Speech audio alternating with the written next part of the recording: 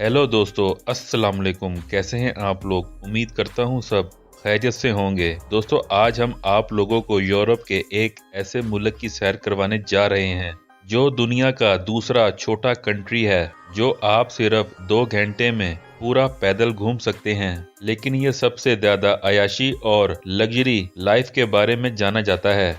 तो जी हाँ दोस्तों, आज हम सैर करने जा रहे हैं मोनाको की। यहाँ की लग्जरी लाइफ कैसी है, इस कंट्री में हर कोई अरबपति क्यों है, इसकी तारीख क्या है, यहाँ पर कौन सी जॉब्स अवेलेबल हैं और नेशनैलिटी कैसे ले सकते हैं, ये सब कुछ जानेंगे आज की इस वीडियो में।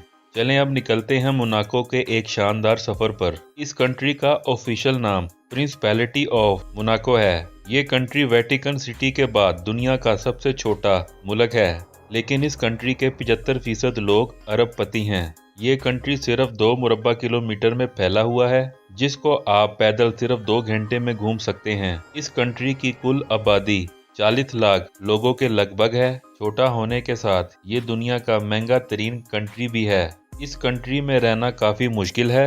लोग ट्रेन का सफर करके दूसरे ममालिक में जाकर रहते हैं। इस कंट्री का बॉर्डर फ्रांस और इटली से लगता है और इसके एक तरफ मेडिटेरियन सी वाक़या है। पूरी दुनिया से लोग अयाशी करने इस मुल्क में आते हैं।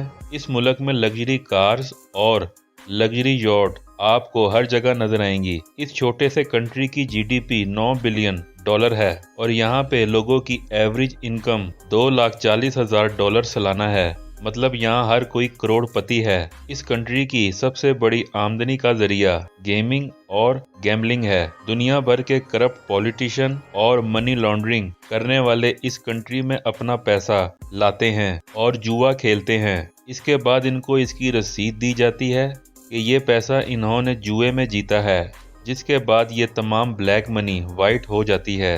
दूसरी बड़ी वजह इस कंट्री का टैक्स फ्री होना है। इस वजह से दुनिया के बिलियनर्स अपना पैसा लेकर इस कंट्री में आते हैं। इस कंट्री की सबसे ज्यादा अमीर होने की वजह सबसे ज्यादा कसिनो हैं, जिसका नाम मोंटी कार्लो कसिनो है। ये 1869 में खोला गया, लेकिन सवाल पैदा होता है कि ये कसिनो इतना अहम क्यों है और क्यों खोला गया। इसको जानने के लिए हमें तारीख में जाना पड़ेगा। ये बात है 12वीं सदी की। इस इलाके पर मुकम्मल तौर पर रोमन एम्पायर का कब्जा था।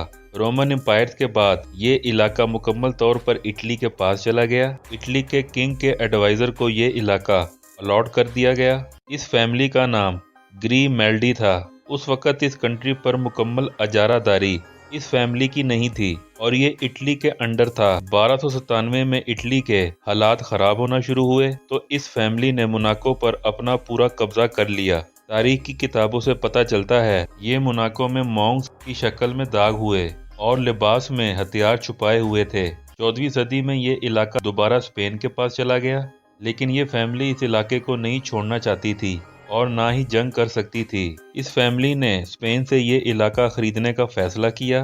1419 में ये इलाका कुछ शराइत पर स्पेन से खरीद लिया गया। 1793 में फ्रांस ने इस इलाके को अपने कब्जे में ले लिया, लेकिन 1861 में मोनाको को फ्रांस से मुकम्मल आज़ादी मिल गई। लेकिन आज़ादी इस शर्त पर मिली कि 2 इलाके फ्रांस को देने पड़े, जहां से मोनाको की पूरी कंट्री की जीडीपी जनरेट होती थी। अब उस वक़्त मोनाको माशी लिहाज से मुकम्मल पसमानदगी का शिकार हो गया। मोनाको के प्रिंस चार्ल्स ने फैसला किया कि यहाँ कसिनो खोला जाए और दुनिया के अमीर लोगों को यहाँ लाया जाए और मुकम्मल तौर पर इस कंट्री को टैक्स फ्री कर दिया जाए, जिसकी वजह से पूरी दुनिया के अमीर और अयाश तरीन लोगों ने इस कंट्री का रुख करना शुरू कर दिया, जिससे मोनाको की दौलत में तेजी से इजाफा होना शुरू हो गया। इतनी दौलत इकट्ठी हो गई कि अपनी आवाम से टैक्स लेने की जरूरत ही नहीं पड़ती थी और आज तक ऐसा ही चल रहा है।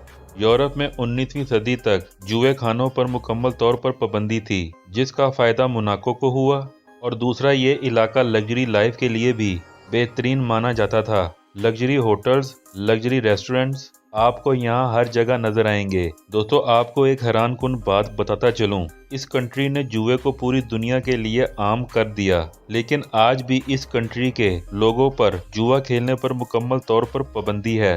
दोस्तों आपने जेम्स बॉन्ड की कैसीनो रॉयल मूवी तो देखी होगी, वो भी इस जगह ही शूट की गई है। इस मुल्क में बेरोजगारी की शरह सिर्फ 2% है। आपको इस कंट्री में गरीब ढूंढने से भी नहीं मिलेंगे। दुनिया का सबसे ज्यादा महंगा रियल एस्टेट भी इस कंट्री में है। 3 मुरब्बा फुट जमीन की कीमत $58,000 है, जो पाकिस्तानी $2.25 करोड़ के बराबर है। अगर आप 1100 स्क्वायर फीट का प्लाट लेते हैं तो आपको पाकिस्तानी 6 अरब रुपए का मिलेगा। इस मुल्क में इस्तेमाल होने वाली करेंसी यूरो है। दुनिया का सबसे महंगा पेंट हाउस भी इस मुल्क में मौजूद है, जिसकी मालियत $335 मिलियन है।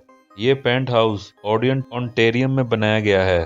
दोस्तों फार्मूला 1 रेसिंग के बारे में तो आपने सुना होगा। ये इस कंट्री की सबसे फेमस गेम है। ये दुनिया का वाहिद कंट्री है जिसके पास एक अलग से फार्मूला 1 रेस का ट्रैक मौजूद नहीं है, बल्कि पूरी कंट्री की सड़कों को ट्रैक बना दिया जाता है और दुनिया के अमीर तरीन लोग इसे देखने आते हैं। इस कंट्री की नेशनैलिटी भी सिर्फ बिलियनर्स को मिलती है।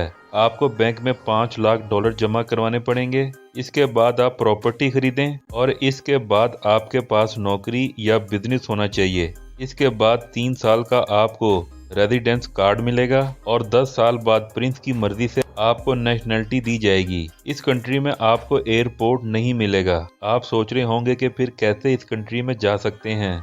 इसके लिए आपको मोनाको से 30 किलोमीटर के फासले पर फ्रांस के एयरपोर्ट पर आना पड़ेगा। वहां से बस, ट्रेन और टैक्सी पर बैठकर आप मोनाको आ सकते हैं। मोनाको की 40,000 आबादी में सिर्फ 22% लोग मोनाको के हैं, बाकी दूसरे ममालिक से आकर आबाद हुए हैं। मोनाको की अपनी कोई आर्मी नहीं, लेकिन फ्रांस की आर्मी मोनाको के दिफाई मामला देखती है। दोस्तों इसके अलावा फ्रांस के साथ इनका एक एग्रीमेंट हुआ है, अगर ये फैमिली खत्म हो जाए तो ये कंट्री फ्रांस का हिस्सा बन जाएगा। मोनाको अमीर और खुशहाल कंट्री के तौर पर जाना जाता है। दूसरे ममालिक की निस्बत क्राइम की शरह बहुत कम है, इसलिए इस मुल्क को दुनिया का महफूज तरीन मुल्क भी माना जाता है। सिंगापुर की तरह ये भी सिटी स्टेट है। इसका कोई भी कैपिटल नहीं है, बल्कि मोनाको कंट्री भी है और मोनाको ही कैपिटल भी है। मोनाको में एक भी आपको मस्जिद नहीं मिलेगी। 380 अफराद मुस्लिम हैं, 80% आबादी कैथोलिक है। इस कंट्री में ज्यादातर इटालियन, फ्रेंच और इंग्लिश बोली जाती है, लेकिन ऑफिशियल जुबान मोनेस्क्यू है जो बहुत कम लोग बोलते हैं। मोनाको यूरोपीय यूनियन का रुकन है, लेकिन ये शेंजन कंट्रीज में शामिल नहीं है। सकाफती लिहाज से भी ये कंट्री बहुत अहम है, जो पूरी दुनिया के सियाहों को अपनी तरफ खींचता है। आबादी तो सिर्फ 40,000 है, लेकिन टूरिस्ट 90 लाख सालाना आते हैं, क्योंकि यहाँ हर किस्म का अयाशी का सामान आसानी से मिल जाता है, जिसमें पहले नंबर पर मोंटी कार्लो कैसीनो है।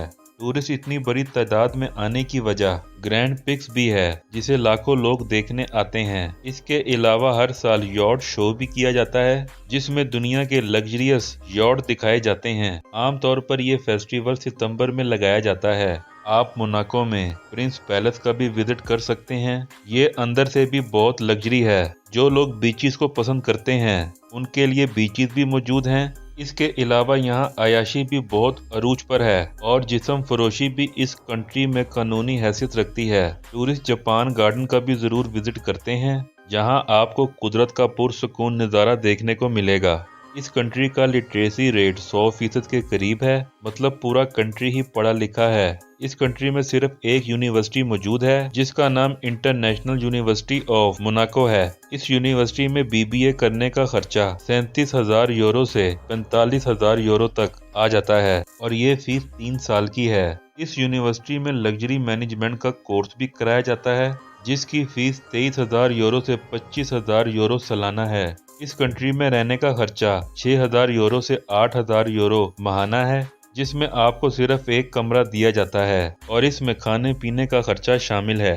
अगर बात की जाए इस कंट्री के वीज़ा की, तो आपको इस कंट्री में जाने के लिए फ्रांस का वीज़ा लेना होगा। पाकिस्तान में इसकी एम्बेसी मौजूद नहीं है, आपको फ्रांस की एम्बेसी में जाना पड़ेगा। इस कंट्री में जॉब्स भी मौजूद हैं, जिसमें अकाउंटेंट, होटल मैनेजमेंट और IT की जॉब सबसे ज्यादा हैं। तो दोस्तों ये थी आज की हमारी बहुत ही इंफॉर्मेटिव वीडियो। आपको कैसी लगी कमेंट्स में लाजमी बताइएगा। मुझे दें इजाजत, मिलते हैं किसी अगली वीडियो में, तब तक के लिए अल्लाह हाफिज।